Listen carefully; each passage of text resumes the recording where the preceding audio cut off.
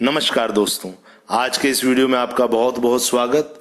मैं मनोज बंसल आपके लिए एक नया वीडियो लेकर आया हूं जिसका टॉपिक है sales territory.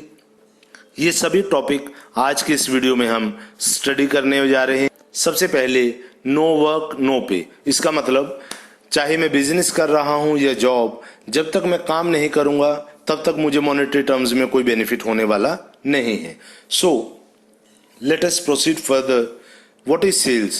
Sales is a business transaction in which the buyer receives tangible or intangible goods in exchange for money. Now, what is territory?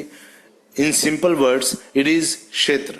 It means that it is defined in terms of geographical or market segment, product और product line. यानी मैं एक particular market को उसकी geographic conditions या potential के according अलग कर देता हूं और उस टेरिटरी के लिए एक सेल्समैन, एक सेल्स पर्सन अपॉइंट कर देता हूं, तो वो मार्केट, वो टेरिटरी मेरे लिए सेल्स टेरिटरी भी बन जाएगी। अब मेरे लिए जरूरी कि एक ऐसी टेरिटरी जो सबसे ज्यादा रेवेन्यू मुझे दे सकती है, उसके लिए मैं अपना बेस्ट सेल्स पर्सनल। उसके बाद सेल्स टेरिटरी की अभी हम बात कर रहे थे, that it is a segment of the market for which a sales personal is responsible. हमने जब एक सेल्स पर्सन को एक टेरिटरी में असाइन कर दिया है, उसी सेल्स पर्सन की वहां पर रिस्पॉन्सिबिलिटी है ज्यादा से ज्यादा सेल प्रोड्यूस करने की। जब वो एक व्यक्ति उस मार्केट में काम करेगा तो वहां पर सेलिंग या उससे रिलेटेड सारे खर्चों को वो कंट्रोल कर सकता है। उसके बाद हम बात करते हैं ज्योग्राफिक टेरिटरी की। मान लीजिए मैं कनॉट प्लेस में रहता हूं और वहीं की मार्केट मुझे एक सेल्समैन के रूप में असाइन कर दी गई, तो ये बड़ी स्वाभाविक बात है कि जब मैं उस मार्केट में रह रहा हूं तो वहां पर मेरी ट्रेवलिंग कॉस्ट या सेलिंग कॉस्ट हमेशा ही दूसरे सेल्समैन के मुकाबले कम रहेगी और ये ज्यादा चांसेस रहेंगे कि मैं ज्यादा अच्छे रिजल्ट्स दे पाऊं। रीजन, क्योंकि मैं वहां पर लोकल रहता हूं, लोगों के साथ रिलेशनशिप बिल्डअप कर सकता हूं और वहां से ज्यादा बेनिफिट विड्रॉ कर सकता हूं। उसके बाद सेल्स टेरिटरी के लिए एसेंशियल क्या है कि हम ज्यादा से ज्यादा सेल मिनिमम सेलिंग कॉस्ट के ऊपर कर सके। आइए समझते हैं एक सेल्समैन के लिए क्या जरूरी। उसकी सारी एक्टिविटीज प्लान्ड होनी चाहिए। वो जिस मार्केट में जा रहा है उसको पता होना चाहिए कि वहां उसको किन लोगों से मिलना है, क्या क्या क्वेश्चन वहां पर पुटअप किए जाएंगे, उसके लिए क्वेश्चनएयर भी बना होना चाहिए। उसका रूट और ट्रेवल सभी ऑर्गेनाइज्ड होना चाहिए ताकि वो कहीं पर भी अपना टाइम वेस्ट ना करे। उसको किस कस्टमर को क्या प्रेजेंट करना है, किस तरीके से प्रोसीड करना है, वो सब पहले ही प्लान करना होगा। और सबसे इंपॉर्टेंट, हर एक कस्टमर से एक रेगुलर टाइम इंटरवल के बाद फॉलो अप भी करना होगा। उसके बाद सेल्स टेरिटरी की अलग अलग शेप्स के बारे में बात करेंगे। First, wedge shaped sales territory. It is also called as pie wedge shape territory. It includes cities, especially metropolitan areas or urban and rural areas. After that, we are having circle shaped sales territory.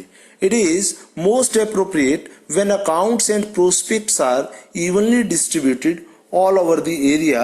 It means salesperson is based at the center, ensuring uniformity in the frequency of calls on customers and prospects. Then we are having another shape. It is clover leaf shaped sales territory. So my dear friends, it is more appropriate when accounts are randomly located throughout the territory. This shape is very common among the industrial marketers than consumer marketers. It is more appropriate when accounts are randomly located throughout the territory. Then only we can have the best and most effective results. Then benefits of establishing sales territory. सबसे पहले increase sales potential. जब एक particular territory मुझे assign की जाएगी, जैसे Connaught place की मैं बात कर रहा था, तो मैं उस मार्केट के अंदर सबसे ज्यादा पोटेंशियल जनरेट कर सकता हूं क्योंकि मैं कस्टमर के साथ ज्यादा से ज्यादा इंटरेक्ट कर रहा हूं, उनसे फॉलो अप कर रहा हूं, तो मेरे वहां पर रिलेशनशिप भी काफी स्ट्रांग हो गए हैं। और जब रिलेशन हमारे स्ट्रांग हो जाएंगे और ट्रेवलिंग कॉस्ट कम होगी तो हमारी टोटल कॉस्ट वहां पर घट जाएगी। हमें अलग अलग तरीके से एडवांटेज मिलने लगता है, लोग हमसे ज्यादा कन्विंस होने लगते हैं, हमारे ऊपर ज्यादा ट्रस्ट करते हैं और इस वजह से सेटिस्फेक्शन प्रिवेल करती है।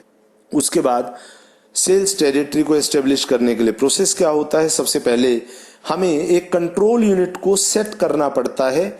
मान लीजिए मैं एक स्टेट के अंदर या एक नेशन के अंदर अपने अलग अलग टेरिटरी बनाना चाहता हूं, तो मुझे उनका एक कंट्रोल यूनिट बनाना होगा जहां पर रहकर मैं अपनी सारी टेरिटरीज को कंट्रोल कर सकता हूं। उसके बाद मैं अपनी लोकेशंस और पोटेंशियल को डिटरमिन करूंगा कि कौन सी लोकेशन मेरे लिए ज्यादा पोटेंशियल वाली रहने वाली है, और उसके बाद छोटी छोटी टेरिटरीज को डिसाइड करना होगा ताकि उन टेरिटरीज के ऊपर मैं अपने सेल्स पर्सन्स असाइन कर सकूं। और जब वो सेल्स पर्सन वहां पर असाइन हो जाएंगे तो वहां पर मुझे उन टेरिटरीज का कवरेज प्लान भी सेट करना होगा। मुझे देखना होगा कि किस तरह के कस्टमर्स या प्रोस्पेक्टिव कस्टमर्स से किस तरीके की डीलिंग मुझे करनी है, क्या वो हमारे बिजनेस से एक्सपेक्ट करते हैं और किस तरीके के एडिशनल बेनिफिट हम उनको प्रोवाइड कर सकते हैं। जब हम कस्टमर का केयर करेंगे तो वो हमसे से ज्यादा गुड्स खरीदने वाला है। और उसके बाद हमारे पास लास्ट में एक सबसे इंपॉर्टेंट बात कि हम अपने सेल्स टेरिटरी को रिव्यू करते रहें, अगर कोई ग्रीवेंसीज हैं उनको क्लियर करने की कोशिश करें और कस्टमर को बेस्ट सर्विसेज दें। और हमें लगता है अगर कि टाइम के साथ हमारी सेल्स टेरिटरी को रिवाइज करने की जरूरत है तो हम टाइम टू टाइम उसको चेंज करें, कोई रिजिड पॉलिसी हमारी नहीं होनी चाहिए। इस तरीके से हम अपनी सेल्स टेरिटरी को एस्टेब्लिश कर सकते हैं और बेनिफिट अपने कस्टमर्स को दे सकते हैं। इस वीडियो को देखने के लिए आप सभी का बहुत बहुत धन्यवाद। Thank you.